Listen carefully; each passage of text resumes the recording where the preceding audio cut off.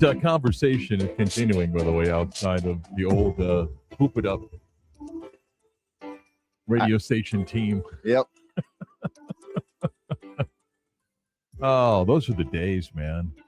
You know, early to mid 20s. Let's challenge me and you. Challenge Johnny and Brian. Nope. No, don't need it. No, back when you're 22, 23, 24. Come on, in man. radio, you're like, we'll play anybody. Softball team. We had a great softball team. Well, hold on. Not a great softball team. A few good players. Yeah, I mean, if you missed the bridge, we were talking about, how did we get on that?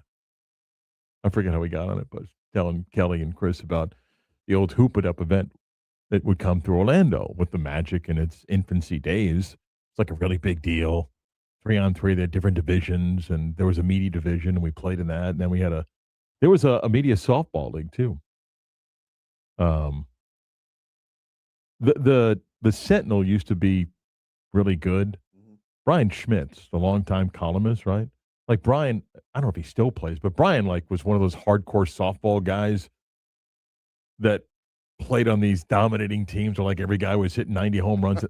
So the Sentinel team was stacked. Probably half the team didn't even work at the Sentinel. You just show up and it's like, did they fly that guy in from Charlotte for tonight's game or something? Oh, you mean like kids who don't live in a certain area? Right. But Channel 6 had a team, the Sentinel had a team, we had a team, a few of the radio stations in town. And we had a few good players.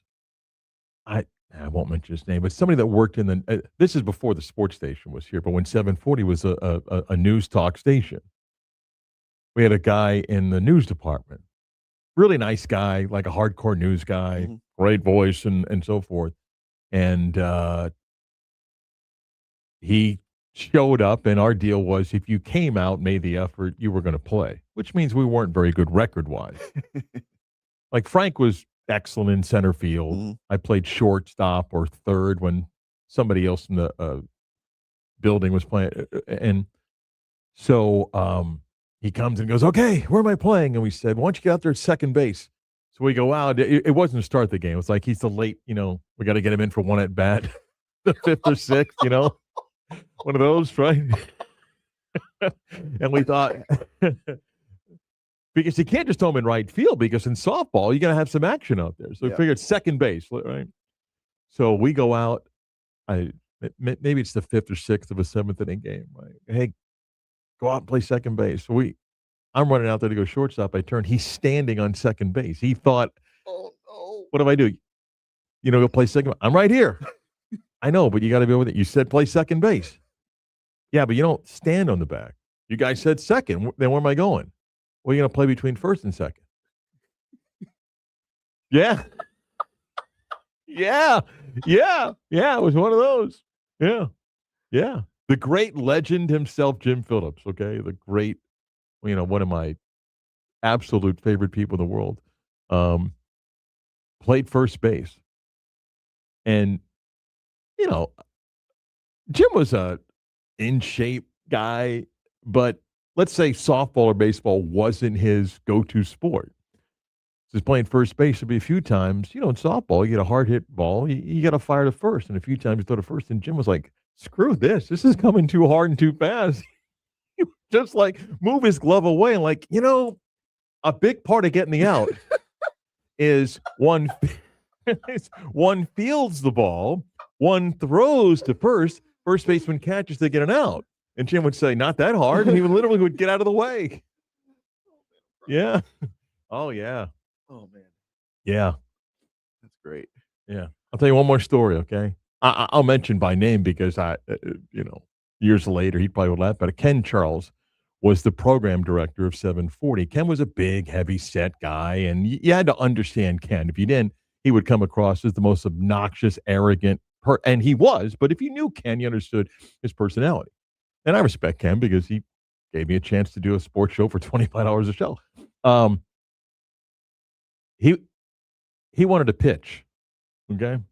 So remember I told you how good the Orlando Sentinel team was, right? Yep. So we're playing them, which means you're going to get run ruled, okay? You just know that. This game's ending in 4 innings. We're going to be out of here early tonight. What time's the game? 6:30? We'll be done by 7:15. Don't worry about it. He's pitching. I'm playing third base this night. And I hated playing third because with a team like the Sentinel, I'm about to get lasers hit to me, okay? And I'm playing up like an idiot. You're 24. What do you know? And Ken's pitching. Again, heavy set guy, beard, And somebody in the Sentinel strikes out. And he goes, "You're gone, M blank." You know what the blank is, okay? You know what the M is, right? He goes, "You're gone." Their dugout begins to walk out, and I'm like, we're all going to die in a media softball game tonight. We're going to die. This is how it's going to end. Like, are you kidding? Do you see who's in their dugout? This guy, I think, is just on a prison release program right here. We're going to die. Yeah. This is great. We had like a bench emptying moment with the famed Sentinel softball team. That is and awesome. I'm at third base, and that's their dugout. I'm like, hey, I got nothing to do with him. I'm cool. I'm with you guys. I got no issue whatsoever. Yeah. That's awesome. Yeah. Craig Eicher was the guy at second base, and Craig was a great guy. He'd probably laugh about it today. Craig, go play second base. What are you doing? Standing on second base. Play second base. I'm right here. Yeah. Those were the days, man. Yeah. Funny stuff. Anyway, how you doing, Chris? Oh, man. Chris took his car in yesterday and was convinced that he had to have what? Some brake fluid flush. Yeah, your X valve, man. If you don't fix this. Yeah. But you said, yeah, do it. But see, it's my wife's car, and right. Did you actually see them perform the task that they said you had to have? No. Yeah, there's no chance it happened. Zero chance. Yeah. And let me guess, was it the special the day yesterday too? No. But because I had the maintenance plan. Lucky day today. It happens to be on sale. But because I already had the maintenance plan, yes, I got it discounted. Yeah. Yep. All right. Go for that, huh? Quoted an hour and 40 minutes max. I was there almost 3 hours. How many times did you ask him to check on it? I didn't. I was getting work done, so it was all right. Did you get wait, so you dropped it off. Did you get that famous moment where the guy comes through and he's, Vasquez?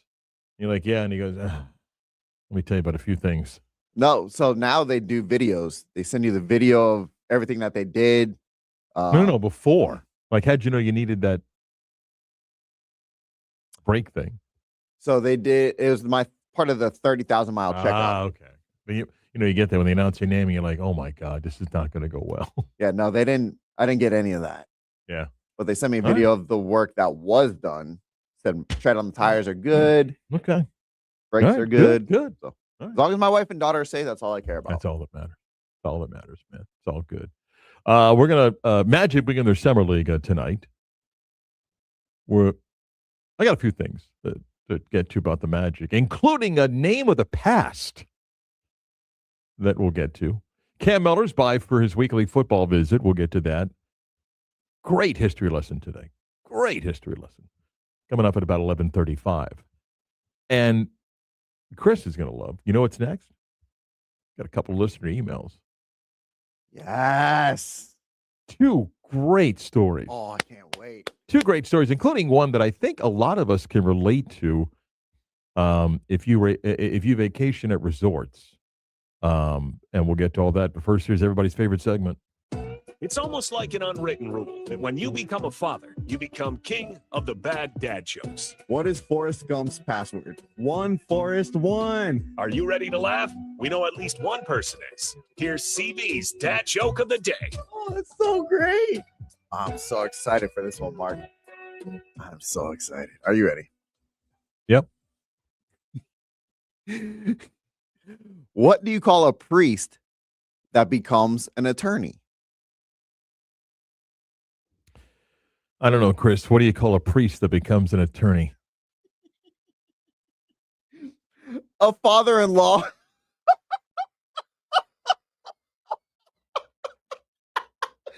father-in-law.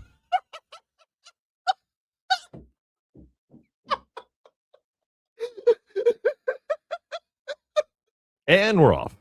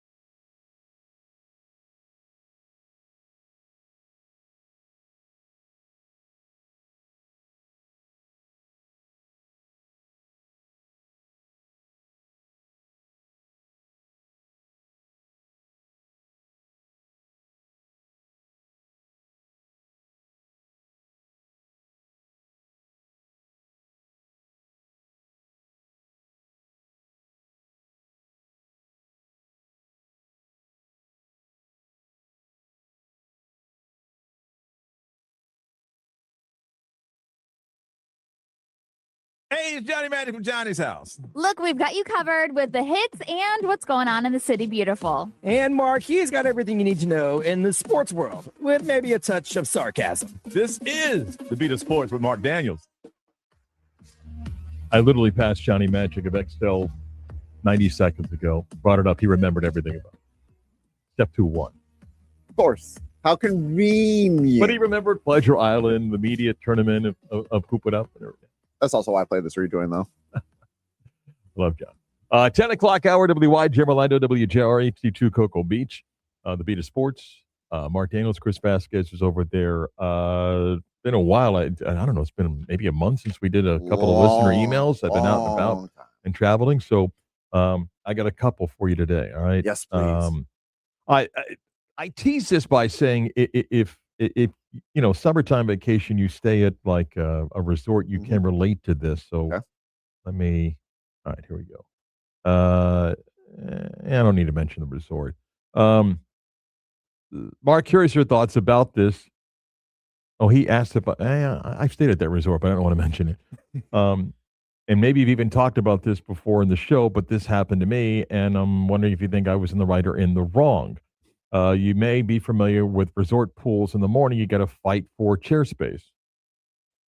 Yep. Everybody now knows what he's talking about. So the pool at this resort opened up at 8 a.m. I was down there at 7:50, ready to go. Found myself about 5th or 6th in line. Others had the same game plan as I did. What? There's already a line forming? Oh, yeah. Oh, my God. Jesus. Ready with the game plan. Get in, grab some towels, and claim some seats because it's going to be a busy pool day. Sure enough, the gate opens at 8 o'clock, able to go in, get the towels, and I've got a game plan. I have 5 towels, 4 going on a chair. The other one, I'm going to actually sit there, enjoy my cup of coffee. I've got the bag to make it look like I'm spreading this guy's a pro. He knows the game plan here, okay? Guy's a pro. You don't just walk in, throw a towel. You walk in, you put the towels down, you sit down, pretend like you're reading your phone, make it look like, okay. He says, after finishing my coffee about 8:35, I went back up to the room where my family was getting ready for us to go enjoy breakfast. We went down, had breakfast at 9 o'clock. Family went back up to the room. Plan was to get down to the pool within the hour. It was shortly after 10 o'clock we arrived back, and I found that one of my chairs had now been taken by another group that was in the area. I politely said, hey, excuse me, I believe we had that chair laid out with a towel, and he said he put a shirt on top of it. And the guy goes, maybe you did, but we got here and it's been more than an hour and no one was by any of those chairs and we took the extra chair. Our guy said, I asked politely, hey, can I have that chair back? It's for my family, my wife and my son and daughter. And he said, hey, I don't know what to tell you. The pool's pretty crowded right now. Without trying to cause a scene, I politely went over and asked one of the pool managers what happened and what the situation is, and he wasn't very helpful, saying, hey, it happens all the time. Was I in the wrong, or was this person wrong to take my seat? It made for an uncomfortable next few hours as they were sitting next to us, and both parties are ordering food and drinks throughout the day. Not that we're looking to become friends. It just made for awkward moments where nobody was talking, at least on our side, and I felt like that was something wrong on their part. My thoughts. My thoughts are you're wrong. 100%. I got more annoyed the more you went into it. I mean, I'm sorry. I respect the grind of the resort pool battle for seats. I respect it. Now, my game plan, I'll be the guy that gets there at 7:45. I'll lay out the towels. I'll put the bag, some sandals to make it look like we're in the pool or around the area. But I also think it's BS when people do this, and particularly in this city, when somebody runs out at 8 a.m., throws 3 or 4 towels down and goes to a theme park and comes back in 5 hours thinking that you're going to get prime seats for the afternoon. No. I think if you're not spotted in an area at a resort pool after 30 to 45 minutes, sorry. Well, I don't know if there's a missing detail here. You said he threw down 5 towels. No, 4 seats. He took another towel where he was sitting. He said he had 5 towels. He put down a towel in each seat, and he kept one, I guess. Whatever. Okay. Yeah. Okay. Because that was going to bother me. Why are you reserving 5 seats when it's only no, you, your wife, and 2? But then he said he left like at 8:35, came back after 10. That's ridiculous. I'm sorry, dude. You were gone more than an hour and a half. You can't go reserve a seat and then just completely not even be at the pool. Right, because you go to breakfast, you go back up to your room, you're right, chilling. And the argument can't be, well, I was here first. No. All of us, doesn't it be in Orlando, all of us have experienced when you go to the pool and there's not a chair to be found, and the majority of them don't have anybody at the chairs. And you can say, okay, well, some people in the pool, if there's an ocean, whatever. But after 30, 40 minutes, even the most aggressive swimmer is going to get their way back to their chair. And if you're not there, sorry. So I appreciate you listening, but I'm not in your group on this, man. He is completely in the wrong. 50857 if anybody's experienced something like that on the text line. But I mean, if it's 10, 15 minutes, although I don't know who's got proof of timing, that's not right. But if someone sees it's an hour's past and you're not there, I'm already kind of annoyed, and maybe I shouldn't be, but when you go down reserve 4 seats and you're the only one there, don't get me going on that. Like, even though get your family ready and get down there. I'm a decade plus removed of it because now my kids are the age that they are. But when that used to happen, and every summer when we go to like Champions Gate and everyone's sleeping in, which is fine. This is before I was exercising. Dad would go down like, is anybody going to help here? It's like trying to save 4 on opening night of a blockbuster movie and go, these seats are taken. Right? No, that bothers So I'm me. sorry, dude. I'm not in your corner. Nope. Not in any bit of it. Yeah. Not in any bit of it. Everyone's experienced something like that. Sorry, can't support you on that one. All right. Next one. Okay. Okay. Dear Mark, this recently happened. He actually wrote dear, which I like. Dear Mark, this actually happened a couple of weeks ago. Maybe you've experienced something like this. I'm curious what the audience thinks. We live on a long cul-de-sac and really good families, a bunch of kids all around the same age. My son is 10, soon to be 11, and a group of his friends, a total about 6 or 7, always play street games. It's safe, in the cul-de-sac. And I recently taught the kids how to play tennis baseball. You know what tennis baseball is, right? Playing baseball with a tennis racket? Yeah, instead of a bat, you know. Kids had never heard of it before. After a little bit of a lesson on how to do it, the kids loved it, and everyone's having a good time. They're basically playing 3-on-3 or 4-on-4. Kids come and go, and it taught the kids how to play a little bit of tennis, just having fun. Are we playing with a tennis ball? Yeah. Okay. Yeah. I'm inside the house, occasionally checking outside. There's always people outside watching the kids. There's not much traffic and so forth. Okay. All of a sudden, my son comes inside and he's got a nervous look in his face, and I wonder what's going on. My son, who's always been straightforward with me, and I don't even think knows how to lie, said, "Dad, I may have broken a window at so-and-so's house." And I said, "Well, tell me what happened." And my son proceeded to tell me the exact situation. He says, "I got to be honest, for about 10 seconds, I couldn't be more proud of my kid because the distance he hit the ball was far greater than I thought was possible." Not knowing when he said he may have broken a window, did the window actually break? Did it crack? And so forth. And I said, okay, well, I appreciate you being honest here. Mm-hmm. Here's what we'll do. Let's clean up and let's go over and we'll talk to the people of the house. The people who live in this house are relatively new. I don't think they have kids, and they don't really interact with most of us that have lived here for anywhere between 6 to 10 years. Nothing uncommon about that. Mm-hmm. As my son is cleaning up and I was finishing up a couple of emails, there's a knock on the door. I open the door, and it's the woman that lives in this house. Mm-hmm. And before I can even explain what happened and be apologetic, she says, "I need to talk to you about something. Your son apparently broke one of my windows." Before I can even get into the explanation, she says, I'm not going to mention, she says, "So-and-so told me." It turns out that our emailer, one of his neighbors, his friends, ratted out our guy's kid. Wow. I was taken aback because I was wondering how she learned it was my son. And then she said the name of my neighbor told her. Let's stop. What's your thoughts about ratting out? The only thing I could think of is maybe the neighbor thought that the kid wasn't going to do anything and maybe the person whose window is broken is just going to be kind of left there in the dark. Well, but the thing that strikes me here is unless the guy who ratted out was outside watching, that means his kid had to have told him what happened. Why would you then go tell the woman so-and-so Yeah, did it? I don't like this. Wait. As she explains, I said, listen, my son came to me and told me that he hit the ball that may have struck your window. Can we go take a look at it? And he says he did walk down and the window's cracked. Didn't break the window. There's a crack in the window.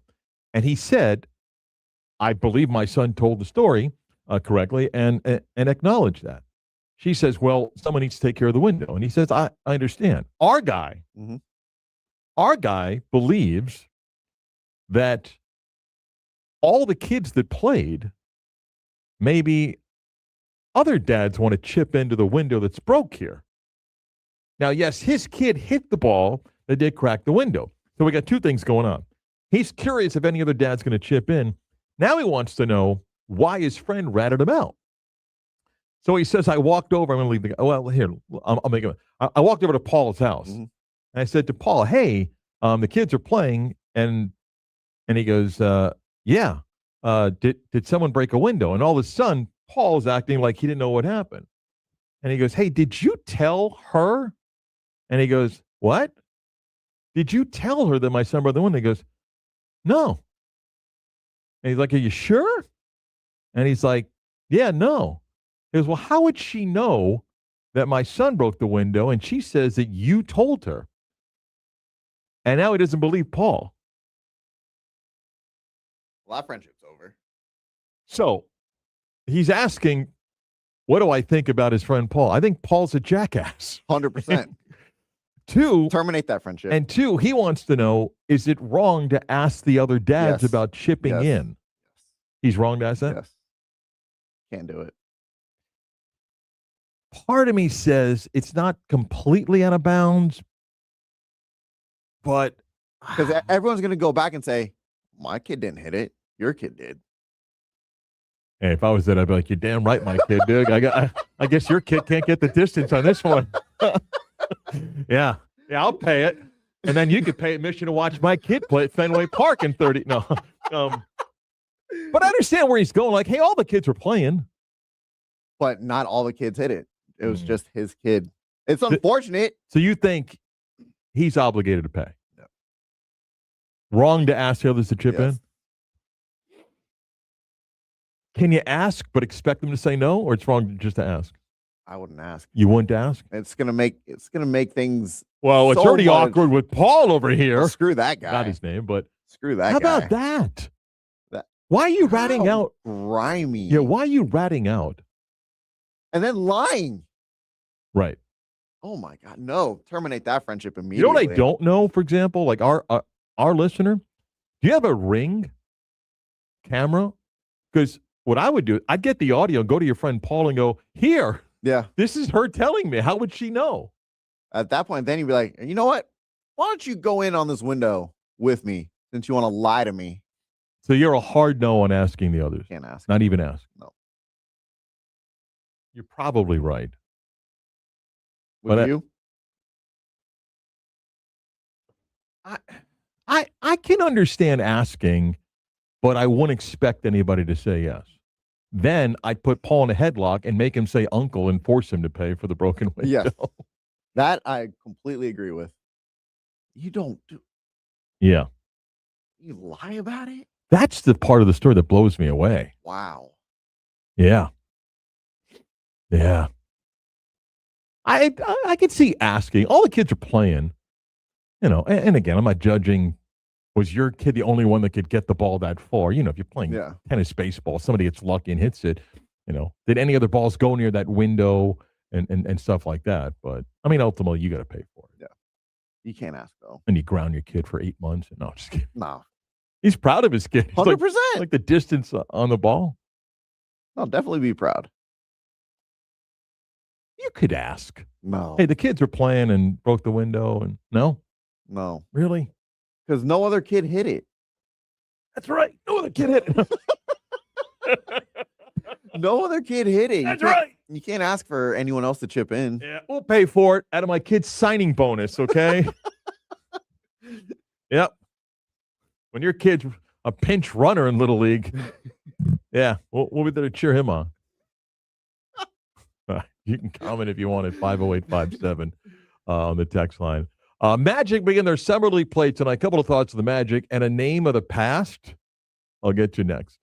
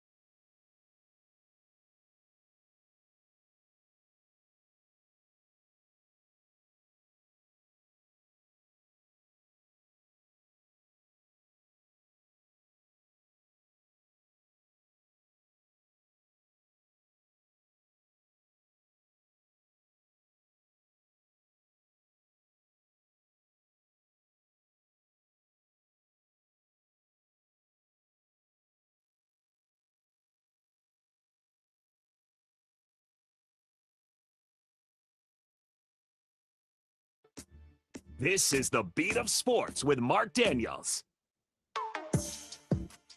Couple of quick things. You can listen to the show on FM 96.9, AM 740, free in the iHeart app, which you can download and make it a preset button. So when you open the app, it's right there for you. In video form, which you can look and watch Chris and I right now. Just you right now. For the 3 people that are watching. 16. Yeah. Go to our YouTube page, 96 The Game Orlando. Click on the logo on the live button. You can access it there also on Twitter, 96.9 Game On, and watch us. And in podcast form, where you get your podcast time with the Beat of Sports on demand to access the show, as many of you do, and we appreciate that. Tomorrow, we're live at Boegan's in Castleberry Broadcasting. We don't take the show out much. I mean, I'm on the road a lot, but, we don't take the show out to locations much. But we are going to be at Boegan's in Castleberry tomorrow, the bigger Boegan's, and do the show. Bobby's going to open up early, so if you want to swing on by like 10-ish or after 10-ish, hang out, watch us sit and do the show, and maybe sample some beer. And he's got food off the brand new menu that they've introduced. So that'll be out tomorrow. Yep, they're going to have 3 new beer releases, 2 hazy IPAs, a Czech lager. We're going to have live music all day starting at 2. SCART. Is that tomorrow or Saturday? Saturday. Yeah, Saturday is the official grand opening. Yes. We're going to do the show tomorrow, but Saturday they got a whole big thing outside there. And when does that start Saturday? Saturday, doors open at noon. Okay. Live music starts at 2 to 5. SCART from the Supervillains kicking things off. Okay. Again, 2 to 5. And then 6 to 9, Rob C. will be out performing music. So if you can't come on, swing by tomorrow, say hi to us. And if you can't make it, then stop on by Saturday for the official grand opening. Absolutely. And we'll talk with Bobby tomorrow. That'll be fun. Can't Chat with him about that. The Magic opened Summer League play tonight in Las Vegas against Charlotte. I like the Summer League. I don't make much out of it. Sometimes I'm amazed at what people make out of the Summer League. There's always an over-evaluation. Like I watched Darren Peterson last week do what I always felt Darren Peterson is going to be able to do in that score. And it's not that that won't translate to the upcoming season, but he's playing in these games against opponents that may have 1, possibly 2 guys that'll play in the NBA other than like when he's playing Cam Boozer. But, for the most part, he's not playing against a full roster of NBA players. So you just got to put the Summer League in perspective. And I was chatting briefly with Kelly earlier, played a clip of Chase Richardson. You can draw what you want out of the Summer League. Like Chase Richardson's a good example. He's going to be on the Magic roster this year. And at the moment, there's not many more minutes for him, barring him doing something really, really spectacular in the Summer League and then in training camp, and then Sean Sweeney and his staff going, hey, I think we can do some things here. And maybe he's got that plan now. I'm not dissing Richardson in any way. It's just the Magic's roster is what it is. And I'm talking with Keith Smith yesterday. The Magic traded Jamal Mosley for Sean Sweeney. Now, that may be a win. But they're trading one coach for another. One that has been a coach in the NBA, the other that I believe has earned the chance to be a head coach based on his resume as an assistant. And we'll see if that ends up being a better hire. A new voice is probably beneficial, and installing some things that the team hadn't done recently and making a few changes, it is healthy. But other than that, the Magic also swapped out Mo Wagner for Nick Vucevic, which I'm fine with. The price of what Mo's making elsewhere, the Magic weren't going to pay that. Vooch comes on a relatively inexpensive deal. I still think there's enough basketball in him for the role that he'll be asked to play, and that's fine. Jett Howard's gone. Jonathan Isaac is brought back. Again, the person I like, Jonathan Isaac. Okay, I know what the price is, but here's another year of, no, we think he'll be healthier, and And I'm sorry, I'm past that with Jonathan Isaac. I hope it works out, and I hope that there's a role that he can play. I'm past it. And I'm sorry, I win in the argument of, well, let me show you the body of work. You can't show me the non-injured moments of Jonathan Isaac and say, well, this is what the Magic are getting. I'm sorry, I win. I have more not healthy, not in the rotation, not playing, and I don't think it was all Jamal Mosley's fault. You're getting a player that is just not what he could have been or even once was. And if he was brought back just because of some emotional connection, then that's a bad move. Now, I don't mind being wrong here. If Sean Sweeney and his staff figure out here's the perfect role for him. What I still think is very interesting about where the Magic are going, and none of it's going to be in the Summer League, and Isaiah Nelson, like if he gets 9 rebounds tonight, there'll be enough people on Twitter telling you that he's the perfect guy in this rotation, his toughness and everything. And just remember, he's going to play more games with Osceola on his chest than he will Orlando. And that's not critical of him. That's the purpose of a two-way contract, which I think was easy to predict he was going to sign. They've got 14, not 15. Some of that's economics right now signed. The thing that's left for the Magic, if there are any more moves, is are you trading Gogo Batazzi for a potential shooter? Because here's the other thing, too. And new coaching staff does mean clean slate.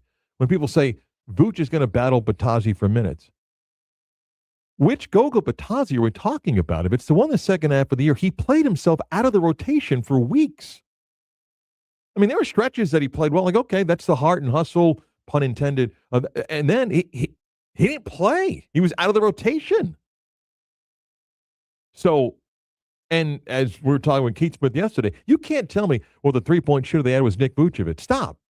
Cut that out. That's an attempted humor. He can shoot a three, which, by the way, I think it was his second or third year for the Magic. Didn't take a single three. And then all of a sudden was averaging 3-4 attempts a game from three. But he went an entire year without taking a three. Shooting wise, to me, though, still is it's a concern. I mean, you can do things and increase the volume of 3-point shooting for Desmond Bane, and you can do things that you think are going to free up guys. But I'm just not a believer that, hey, we're going to make guys just be better shooters. I thinking that even Franz Wagner and Paolo are going to be much better shooting threes. I don't know how that vastly improves, and I still think it's a major concern for a team that has been among the worst outside shooting teams in the NBA for multiple seasons. And a couple of weeks ago, I was telling you about the second half and fourth quarter numbers of shooting three. They're terrible. Now, again, you could tweak things offensively, as I'm sure Sean Sweeney will do. But at the moment, the changes of this roster, somewhat handicapped because of a second apron, means that this roster is coming back for the most part intact with these couple pieces that have changed here in an East that has been very heavy in traffic of parts moving around. And today, and we don't play the season today, it's nothing more than a prediction in July. I don't know that you can tell me the Magic are locked to be a home court advantage, first-round home court advantage team. I think 5 through 12 is really crowded in the East. And I think it may be 4 through 12. I think, there are a few teams that maybe are I do think the Knicks providing a massive championship hangover. And Chris knows, I've said that I think the Knicks will bow out in the second round next year. I think that the hangover, the desire is just a little bit different, but they're still good. They're still going to win a bunch of games. Okay. Detroit, I know what happened in the playoffs, but that's still a pretty good roster with a healthy Cade Cunningham. It's going to win a bunch of basketball games. Philadelphia, whether you buy into this or not, I mean, Maxey, Edgecombe, Brown, whatever they do get out of Embiid, and I don't know if LeBron's going to be part of that. I still tend to think if you're writing Boston off, you're making a mistake. Atlanta thinks that they're better. Charlotte believes that they're going to be better. Washington's made all these changes. I mean, I don't know if you go, hey, you Penn, pen the Magic in for a top 3 seed. I don't know where the shooting comes from. I don't. And health is a risky thing. And they are taking a risk by not changing the roster by moving apart. And I get it. That's fine. They clearly have the position that running it back is the path to go with a new coach that's going to make them better. Okay. Now we'll see if that happens. Does it mean that they can't maybe make another piece or make a deal with another piece if you're going to move Vitazzi and you're going to add a shooter? I'm not quite sure who. I mean, I love when people just throw names and just think, well, you slide this guy over here and he's got. I mean, some guys ain't taking the pay cut that you want them to take, pay cut. And some guys you don't want. I mean, adding guys in their mid-30s, you don't. Come on. So, Charlotte tonight, though, Summer League action. Cam Miller, football talk next.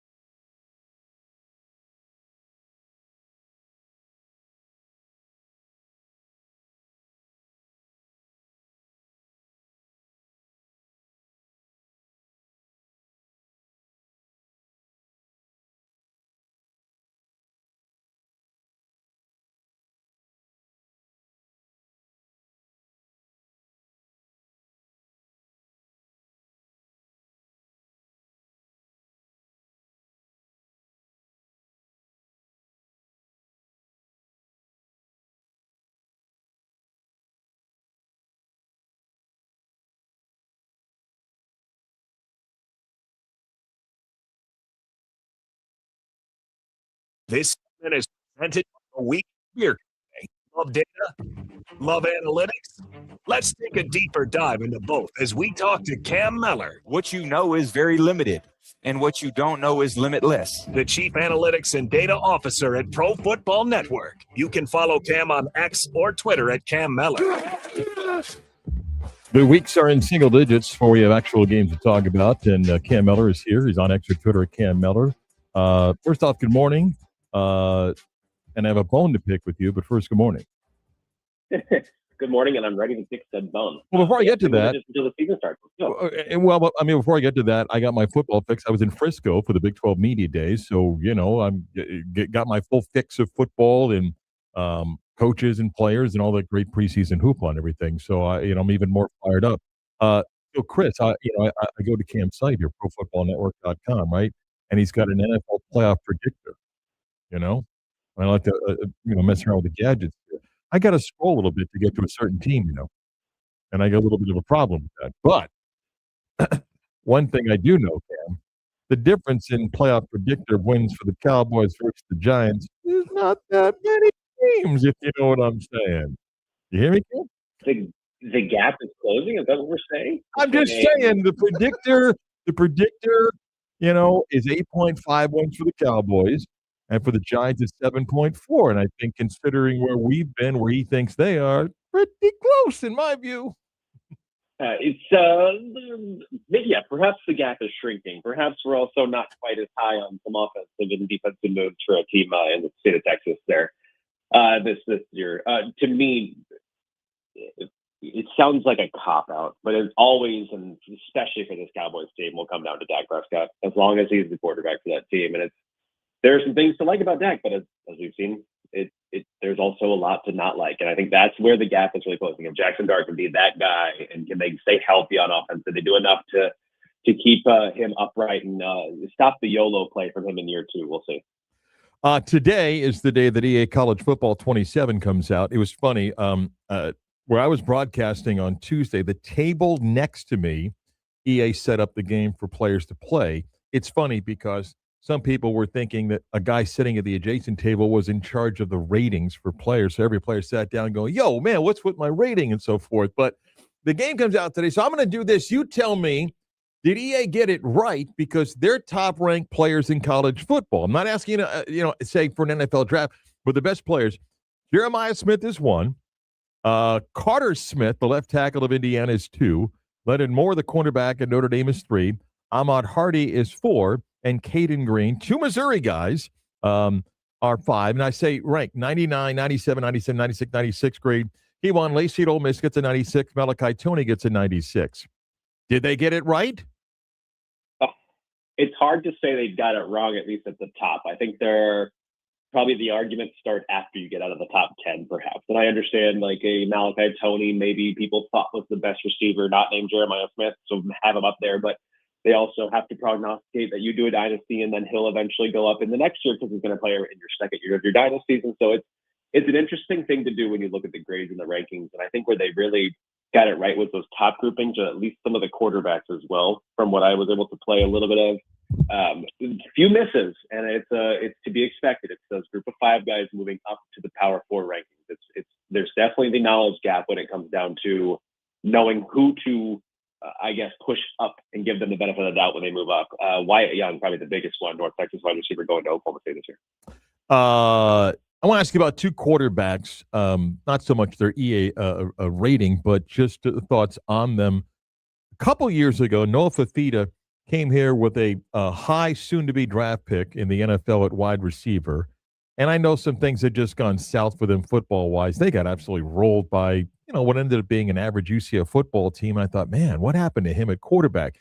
He was much better last year. Now he comes back more comfortable in a coach's system there. Is he going to have as big of a year as some think? And this isn't a knock. He's not that tall because I saw him and standing next to him. And the other guy, Sam Levitt, who a couple of years ago was part of a playoff team, battled injuries, and now is at LSU. Give me your thoughts on those 2 guys as we go into the 26th season. Yes, Fafita, to me, I thought losing Tedero McMillan was going to help him, behoove him. It's the longtime high school teammate, best friends, yada, yada, yada. He looked to him in tough situations. And so he actually took that next step that you want to see him as a processing quarterback last year without McMillan. And he was able to look off certain reads and diagnose coverages a little bit better, knowing his proverbial safety blanket and security blanket wasn't outside. Waiting for him to go up and above the rim and make some catches. And so he did a little bit better, in my opinion, at growing as a quarterback. I still think he's a little bit too small for the NFL. So you look at him as one of those, be really great in college football, maybe make a spring league, maybe make a practice squad in the NFL. The arm talent's there for Fafita. And then for Sam Levitt, need to see him healthy, need to see him diagnose some of these defenses at LSU. We know he's one of the better creators and his pocket presence is pretty good. The arm talent is probably well above average, but not in that upper echelon that you want him to be in as well. And so to me, I think if you use that creation capacity that he has, make some special plays, but be a better reader of defenses and stay healthy this year. Got a question from a listener that's a big Gator fan that wanted me to ask you. Says, knows of, but not much about the battle at quarterback for Florida, and was curious your thoughts on Aaron Filio, came from Georgia Tech, will be familiar with Buster Faulkner's offense, and then a talented prospect in Tramel Jones, who a lot of people kind of wondered about his future. I don't know if you got a thought on who ends up winning. Can you play both? And what's your thoughts on those two guys? Yeah, so to me, you probably have to play both at this point, or you risk losing Tramel Jones. I think Aaron Filio obviously has the knowledge of the system. I think when we saw him in spurts, there were things that we liked with his, I go back to that term, creation capacity. A lot of his ability was shown with his legs, obviously, in that system as well. And so to me, the build on Tramel Jones is significantly better. And I think the build in the top floor, so to speak, is probably much better. And so I wouldn't be surprised if he took over, but I definitely like Filio's knowledge of the system and his ability to showcase if some things break down. And so what we have going forward, I mean, obviously training camp or August practices will be a huge telltale sign of what's to come this season.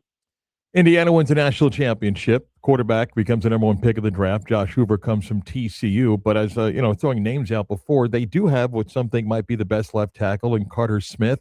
There's some talent that came back.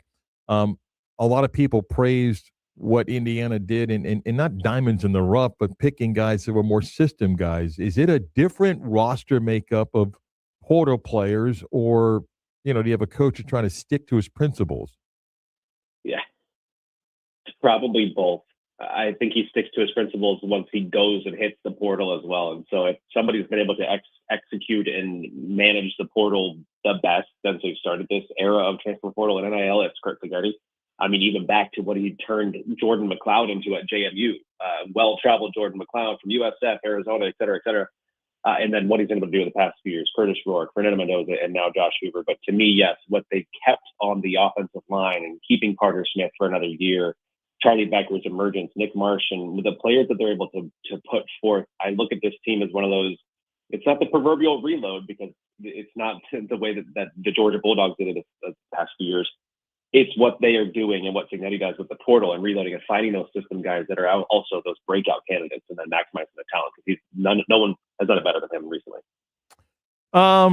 What happened to Bryce Underwood? He went to Michigan? Yeah, I mean, I say that in the sense of, I mean, all the hype about what they paid to get him, the hype that came in, and, here we are in another year, and he's not anywhere near mentioned. We talk about top quarterbacks, maybe system, maybe coaching change is going to help. Is it a swing and a miss, or is it unfair to say we're done judging? We're definitely not done judging. And I think what we can look at here is what Kyle Whittingham really thinks of this kid as his quarterback going forward. Obviously inheriting that situation, and then we see these Michigan alum coming after him after his proverbial or quote unquote delusional comments. He had the recruiting pedigree and the talent at high school to be a generational quarterback at the University of Michigan. And I think, no, we've not seen it, but also there's been some tumultuous and some unique situations, obviously, over the past 2 years at Michigan since winning the national championship. And so I think we're still out. The jury's still out on him as well, and the talent is still there. And then this is the right situation to see. The proof will be in the pudding if Whittingham can put him in the best situation going forward. And I think he's got the talent to do so. Who's the second best wide receiver in the state of Florida this year? And I'm giving that to Deuce Malachi Robinson. Tony. Deuce Robinson at Florida State? Yep. Yeah, it's not to jump in the answer. Yes, Malachi Tony is probably right behind Jeremiah Smith, in my opinion. But then if you look at it's Deuce Robinson, and I think can Ashton Daniels or whatever they're trotting out at quarterback in Tallahassee throw him the ball far enough to let him maximize his talent, but also showcase that above the rim ability that a guy like Pedro McMillan had in Arizona that we just talked about. I think there's a lot to like with Deuce, and when he was at the top of his game, I mean, he was almost unstoppable. He's got that ability for a receiver to take over games, and I think very few receivers have that in the entire country. How good's Eric Singleton going to be at Florida?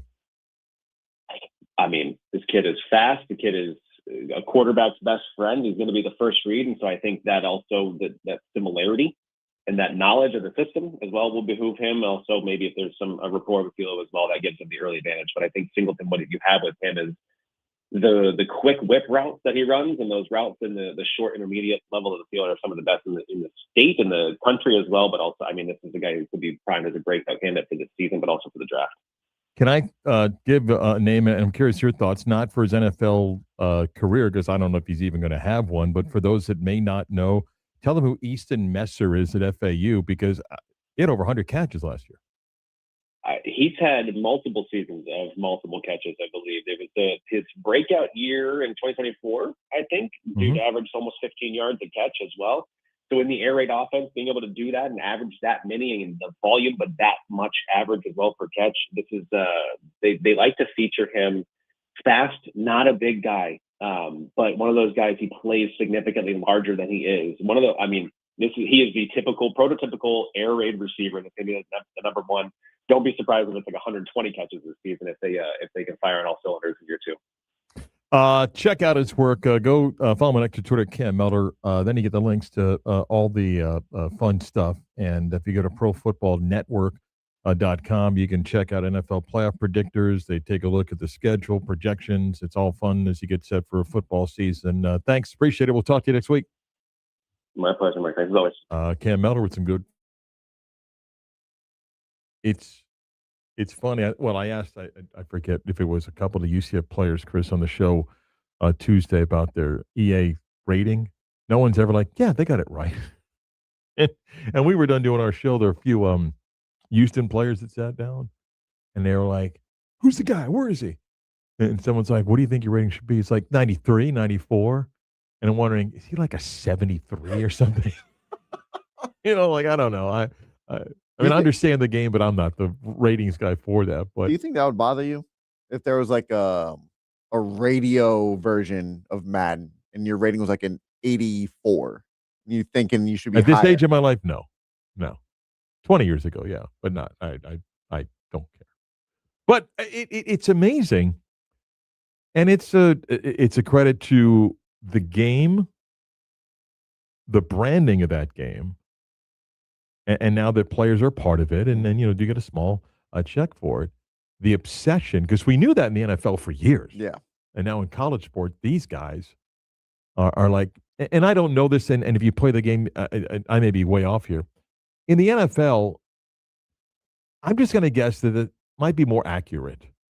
In college, just the way players are moving in systems, it's probably more of a gray area.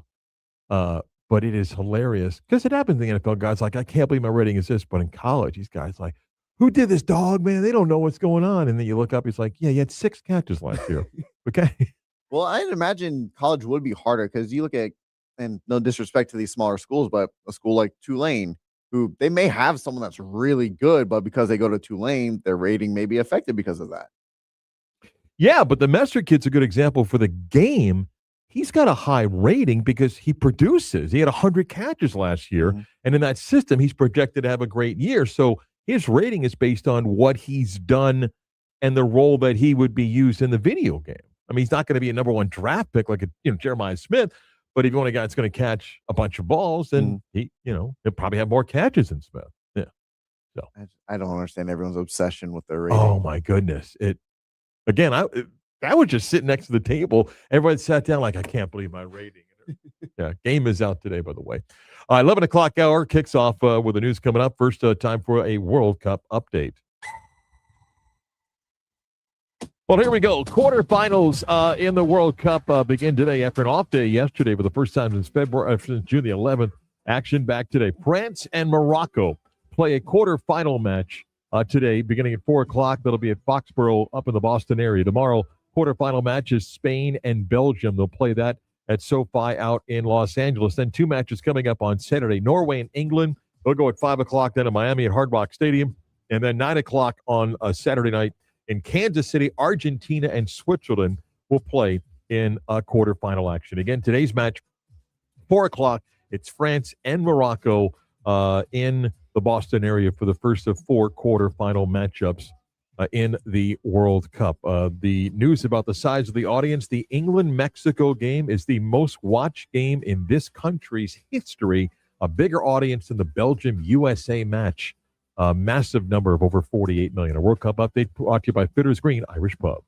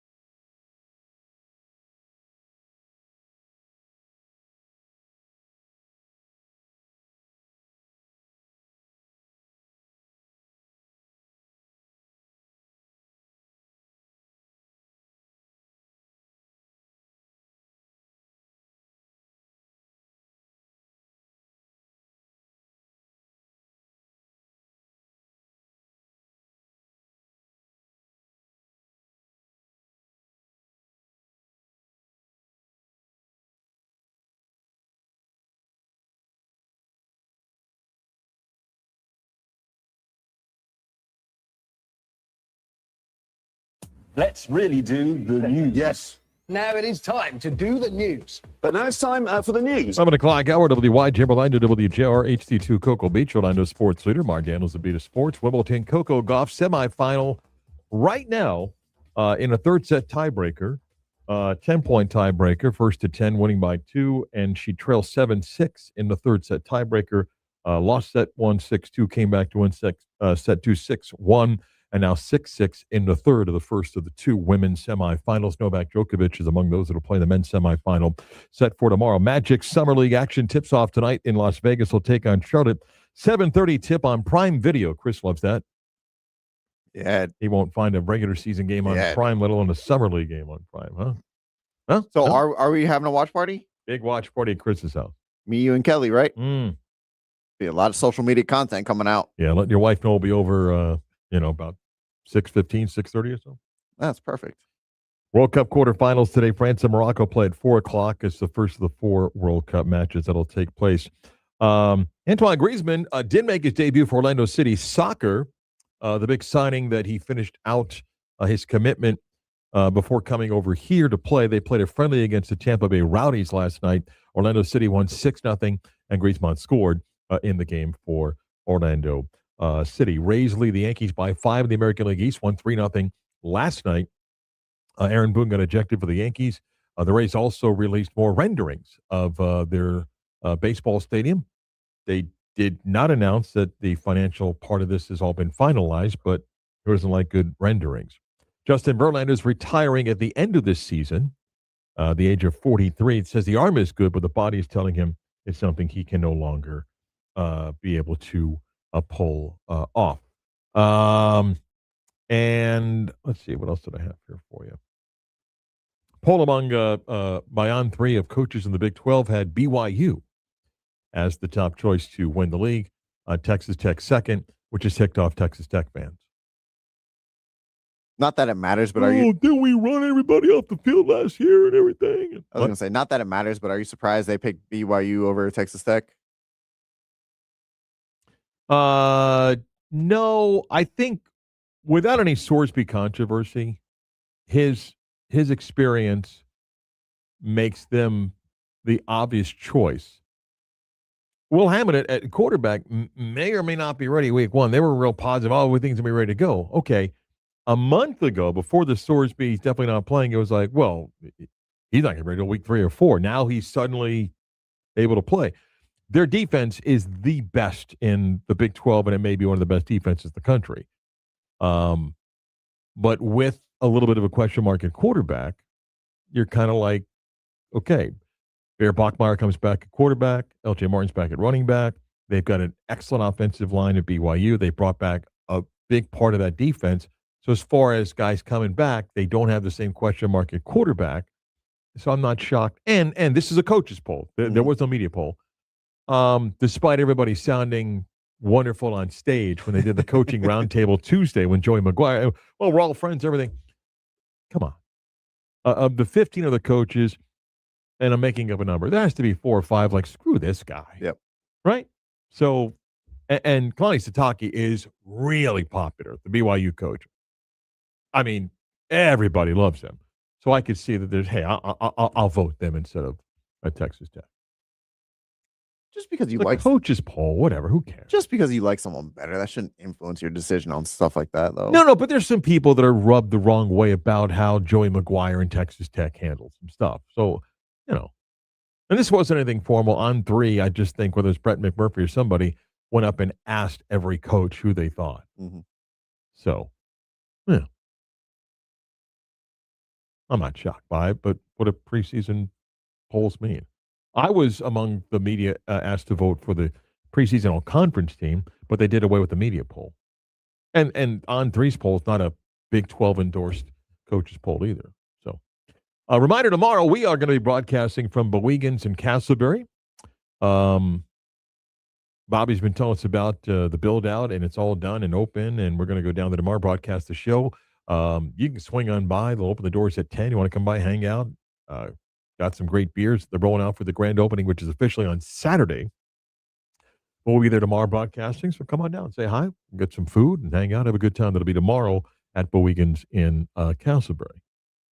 Can't wait. You're not going to wear some sort of like cowboy outfit or something like that. I should. Like a Dallas cowboy outfit. I Oh, it'd be should. better if you showed up in like a cowboy. Like a Western Like cowboy? a Western cowboy, yeah. I don't have a cowboy hat, though. Show up as one of those. But we'll be out there tomorrow broadcasting. I mean, we'll be there doing the bridge at 8:30, but I think the door is open just after 10. And again, their big grand opening is on Saturday. So if you can't make it out tomorrow, go by on Saturday. We'll have a lot of fun music and lots of cool things. We should, about that.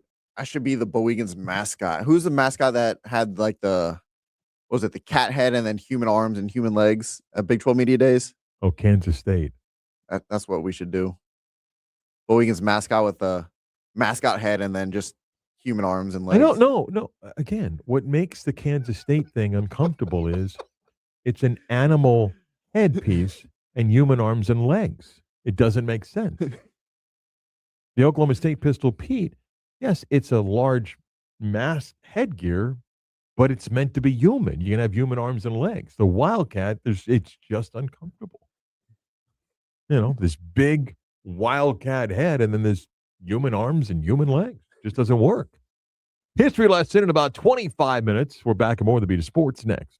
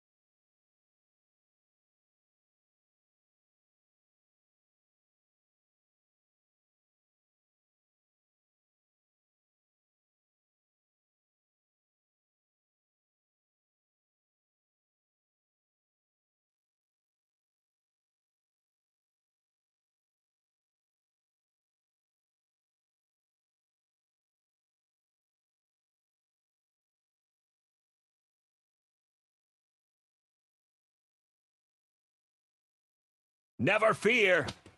Marc Daniels is here. Welcome back to the Beat of Sports. I'm going to do a couple of things here. Got a quick soccer U.S. update in a couple of minutes. But, Chris, I want to follow up on something you sent me.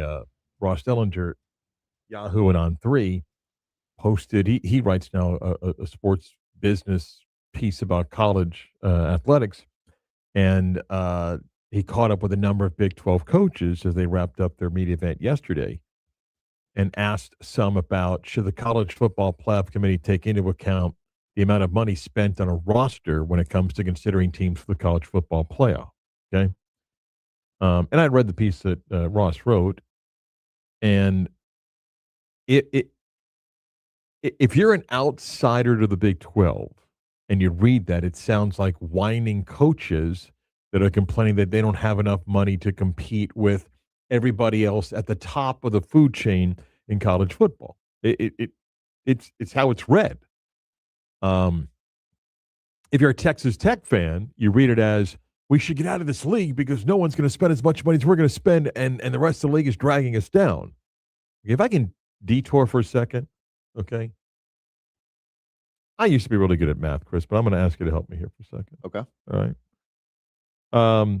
Would you agree that I shouldn't count the years that Texas Tech played in what was the Border Intercollegiate Athletic Association as high-level Division I football, better known as the BIAA? That was the actual conference that they played in for a number of years. I mean, you agree that from 1932 to 1955, I'm not being unfair if I don't count that. You are correct. Okay. Then they were an independent for 4 years, and then joined the Southwest Conference and part of that league for years before, most of that became the Big 12. Okay. From the post-BIAA, all right, Chris, you count the number of times that they had double-digit win seasons. You ready? Let's go. Okay. 1973, 1976, 2008, 2025. How many years? I believe I counted 4, Mark. Okay. Now, I want you to count the number of times in the final AP poll that they finished ranked in the top 25. Okay. I'm using that because before the college football playoff, the AP poll was kind of the standard of how a year went. Again, I'm not going to count the BIAA. And, okay, final AP poll. Okay. Hang on. 1973. 1. 1976. 2. 1989. 3. 1995. 4. 2004. 5. 2005. 6. 2007. 7. 2012. 8. 2021. 9. And 2025. 10. Okay, 10. All right. And everybody goes stat hunting, okay? I'm just using as an example, okay? I'm going to try to localize it. 1995, UCF made the transition to Division I, okay? Independent, then the MAC, then CUSA, the American, and the Big 12. Count the number of double-digit win seasons. Let's You go. ready? Okay. 2007. 1. 2010. 2. 2012. 3. 2013. 4. 2017. 5. 2018. 6. 2019. 7. How many Texas Tech have? 10. Okay. And one had a 45-year Division I head start. Okay. Final AP poll being ranked. Mm-hmm. Okay. Ready? Yep. 2010. 1. 2013. 2. 2017. 3. 18. 4. 19. 5. How many is that? 5. How many Texas Tech have? I believe I had 4. Okay. I just want to make sure where the level of arrogance came from. You know, That would be- just at least acknowledge that the billionaire opened up the checkbook, has bought the roster, which is completely within the rules of no rules that we're playing right now. Can we please not act like someone's been averaging 11 and a half wins for a decade straight? This isn't the Florida State run of Bobby Bowden here, okay? This isn't top 3 finishes for a decade, okay? We're not at that stage yet, I mean, if it was 4 league titles in 5 years and 5 playoff appearances, okay. But can we settle down with if you're going to step up our spending, like, can we just reel it in? But that's what it is. It's the spending. That's what it is. That's all it is. Well, look, that's their flex. no, I understand that, but prior to last year where they were 12-2, okay? Here's the win total: 8-7, 8-7, 4-4, 5-6, 5-7 in the last decade. You're like, well, Oklahoma, Texas. Well, okay, but somebody just decided to open the checkbook and give you what you wanted. Mm-hmm. Anyway, let me pivot to this. I want you to do this, Chris. Go to my good friend Paul Tenorio on Twitter. Okay. At Paul Tenorio, Tenorio. Mm-hmm. Okay. And the Athletic posted a story. Henry Bushnell, very good soccer writer, as is James Horncastle. Christian Pulisic suffered a bone bruise and microfracture of his tibia and fibula in the loss to Belgium, and will be sidelined for several weeks. Are you at Paul's Twitter? Yeah, Paul_Tenorio. At Paul Tenorio. Okay. No underscore. At Paul Tenorio. Okay. All I'm right. here. All right. So click on where he writes about Pulisic, and he links the story. And I just want you to scroll down and read some of the responses to the news of Pulisic suffering an injury in the Belgium game. And what is the common theme? Ooh, that's PR backpedaling. LeBron of soccer. I mean, it's brutal.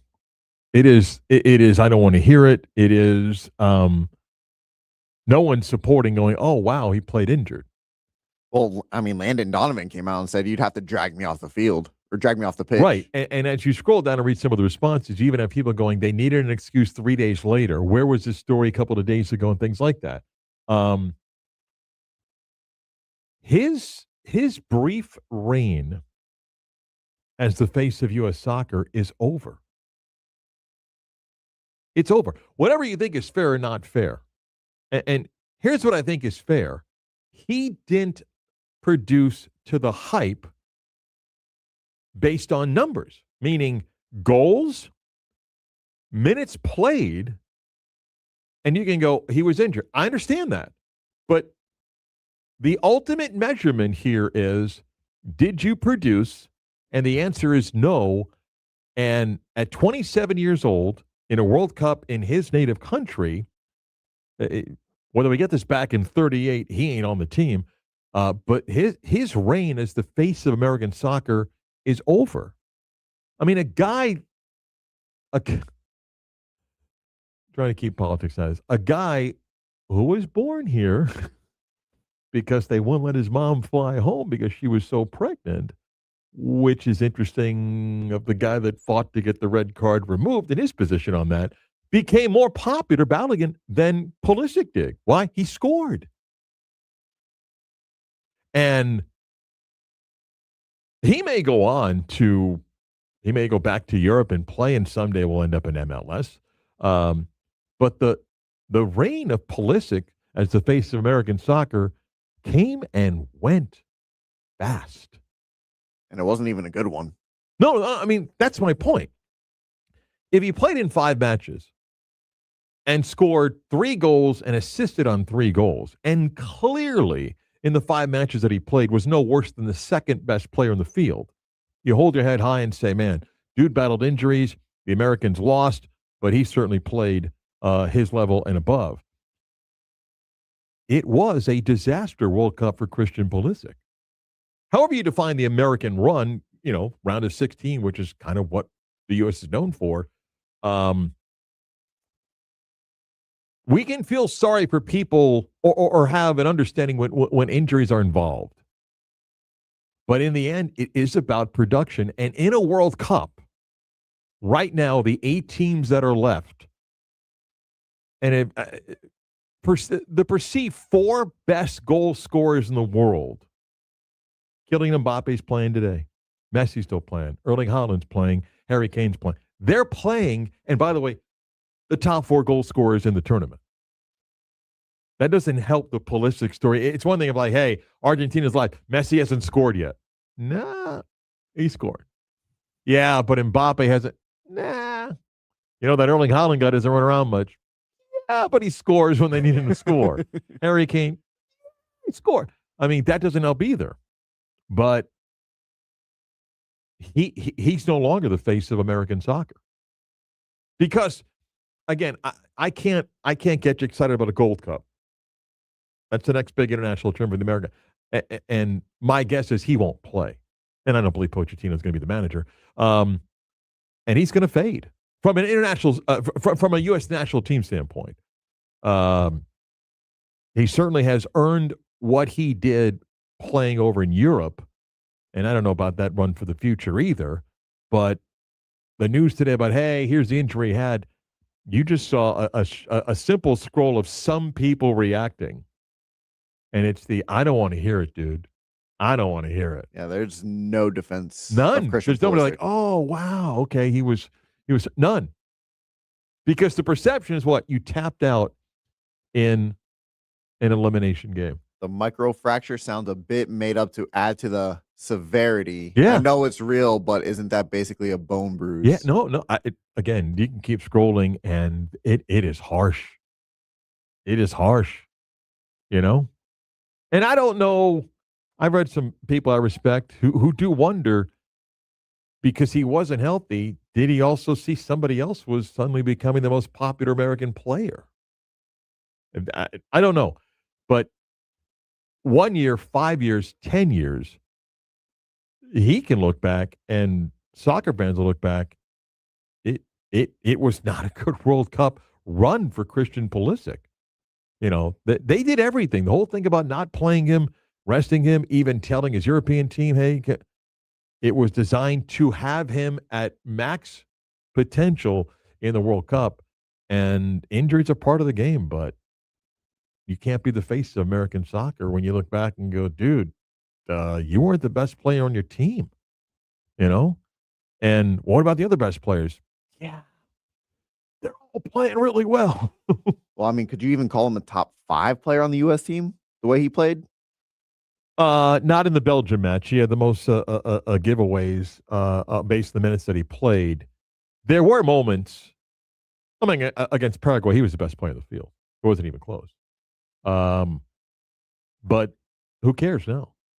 I mean, I needed you more than just that match. I mean, the Belgium match was the time that we needed you. So, we come back. A history lesson of one of the more unique athletes ever, who also did something well before it was common in his sport. We'll explain in the history lesson next.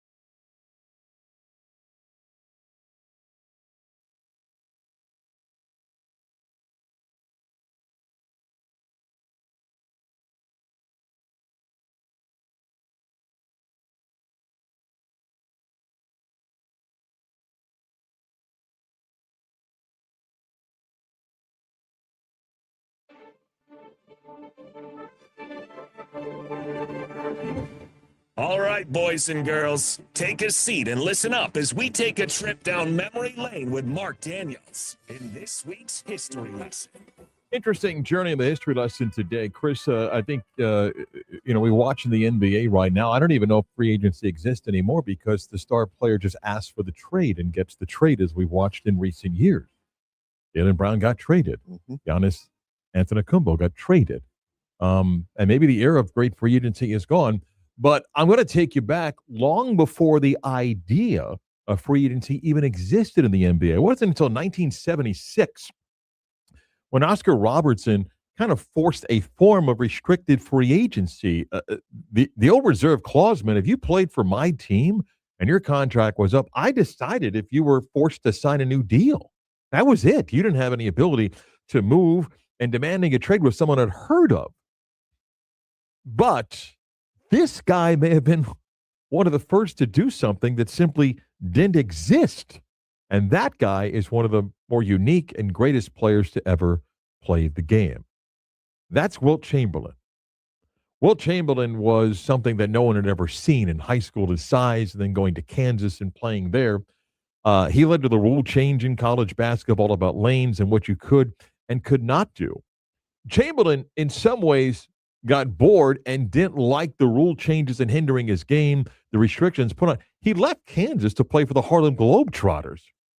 The territorial draft, though, existed back then that led to Chamberlain getting drafted by Philadelphia. And then the journey began in the pros. Wilt was never really happy. After his rookie season in 1960, he was going to retire if he didn't make more money. He didn't get more money, and he didn't retire. The Warriors moved to San Francisco in 1962. Once again, Wilt said if he didn't get more money, he would retire. He didn't get more money, and he didn't retire, but Chamberlain wasn't stupid. He saw the draw that he was.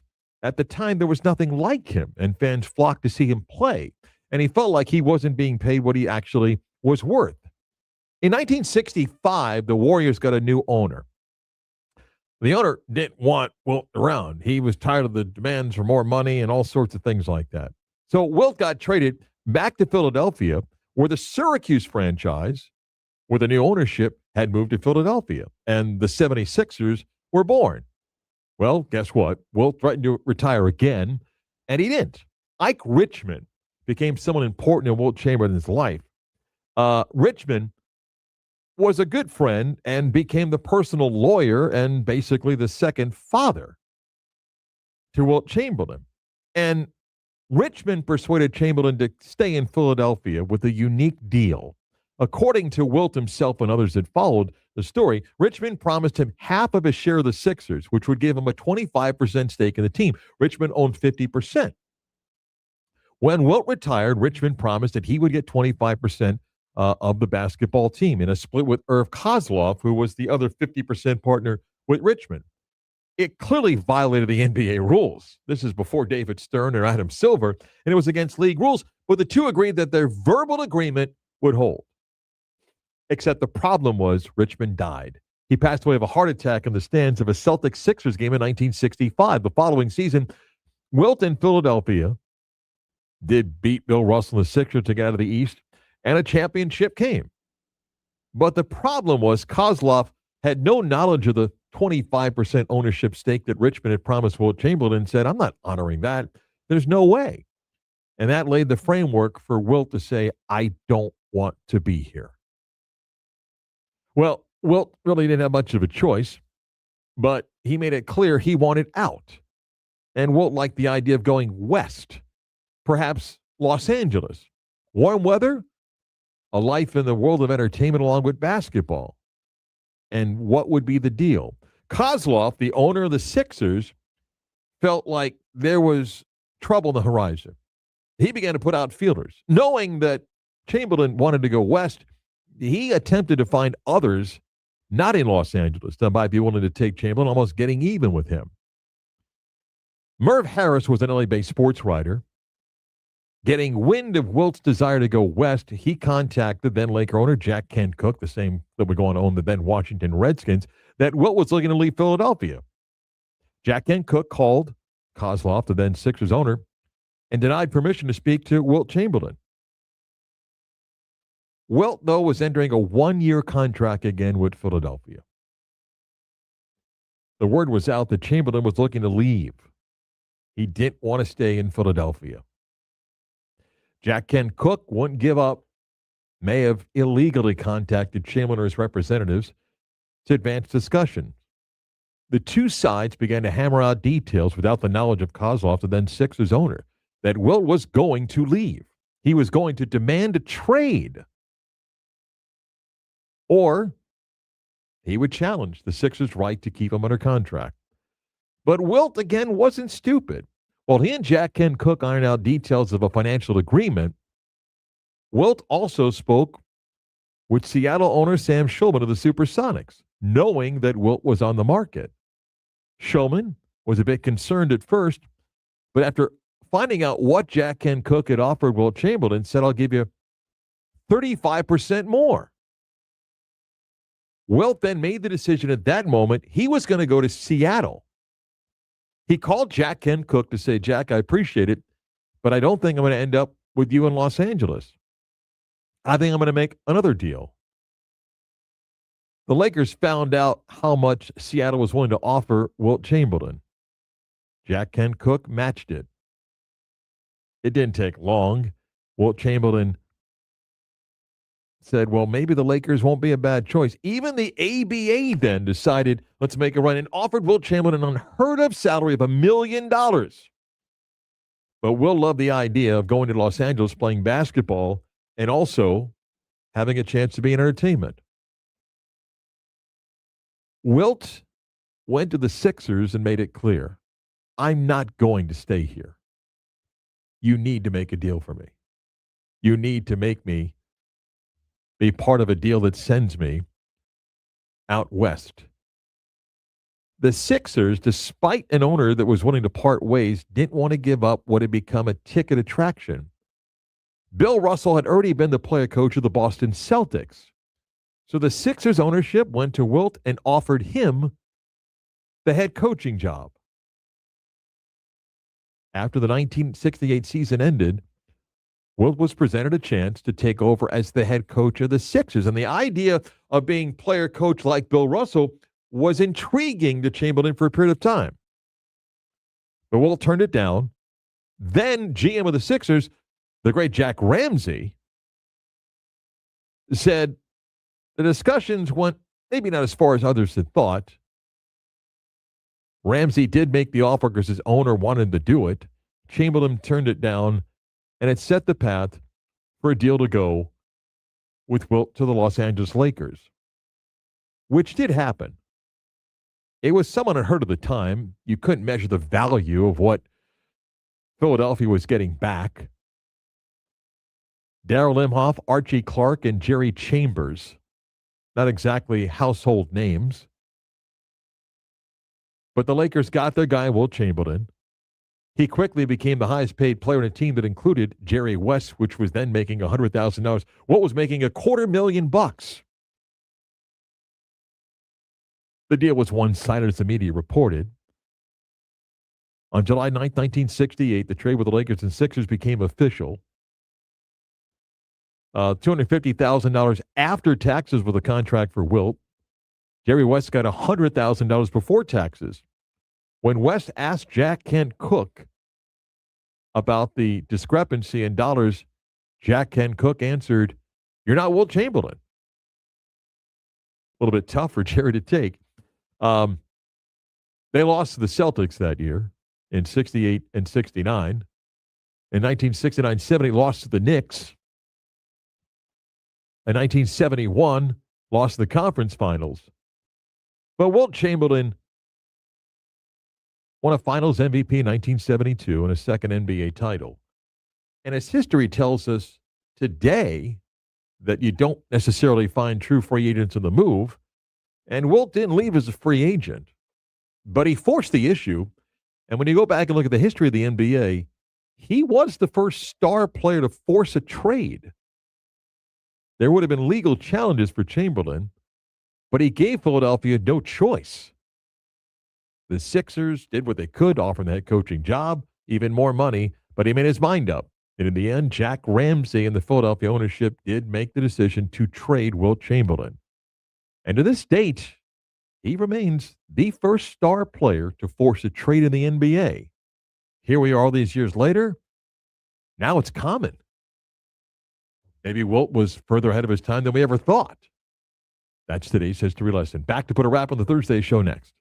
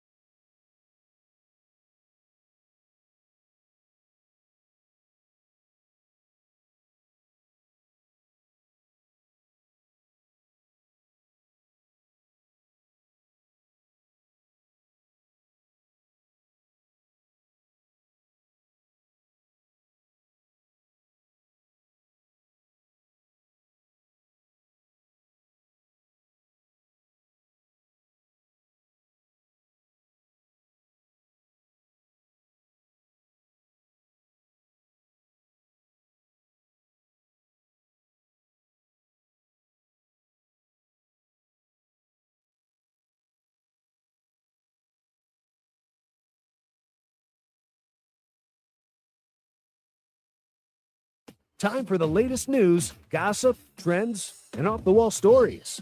Trends. That's the craziest thing I ever heard. Reports Adam Schefter is getting a new deal at ESPN. Keep him there through the early 2030s, I believe is what I saw. Okay, cool. All right. Let's see. Got the World Cup quarterfinal later today. We got, by the way, Coco Gauff lost 12-10 in the third set in the tiebreaker, so she's out in the women's semifinal at Wimbledon. What do you got today, Chris?